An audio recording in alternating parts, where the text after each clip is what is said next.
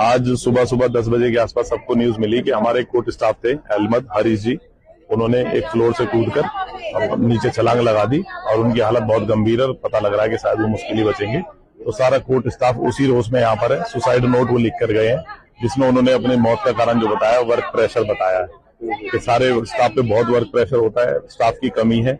वो जो हरीश जी थे वो 60% हैंडीकैप थे जिनपे अहमद की उनकी पोस्ट लगा दी गई थी और अहमद पे बहुत काम होता है, बहुत फाइलें निकालनी होती है, बहुत प्रेशर होता है। तो वर्क प्रेशर इतना था कि वो उस वर्क प्रेशर के तहत, क्योंकि कोर्ट स्टाफ की कमी हो कुछ हो, वर्क प्रेशर के तहत आज सारा स्टाफ जो है, सारी बार एसोसिएशन भी हम सारे कोर्ट स्टाफ के साथ है कि इस तरह से नहीं होना चाहिए। अगर कोई वर्क प्रेशर है चाहे स्टाफ बढ़ाओ, स्टाफ की जो परेशानी है उनको समझो, उनको हल करो। लेकिन अगर कोई इतना बड़ा कदम उठाता है तो इसके पीछे एक बहुत बड़ी, मैं कहता हूँ ये बिल्कुल ही बहुत बड़ी गलत हरकत हुई है।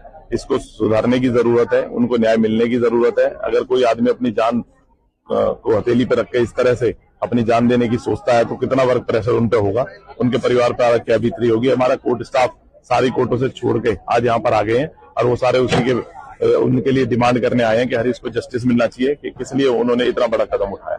कितना प्रेशर रहता है जिस तरीके से सुसाइड? वर्क प्रेशर बहुत होता है कि अहमद की ड्यूटी बहुत ज्यादा बड़ी होती है, सारी फाइलों का जिम्मा उन पे होता है। आए दिन हम देखने को मिलते हैं, कई बार फाइलें नहीं मिल पाती क्योंकि इतने अगर स्टाफ की कमी रहेगी तो वर्क प्रेशर बढ़ेगा।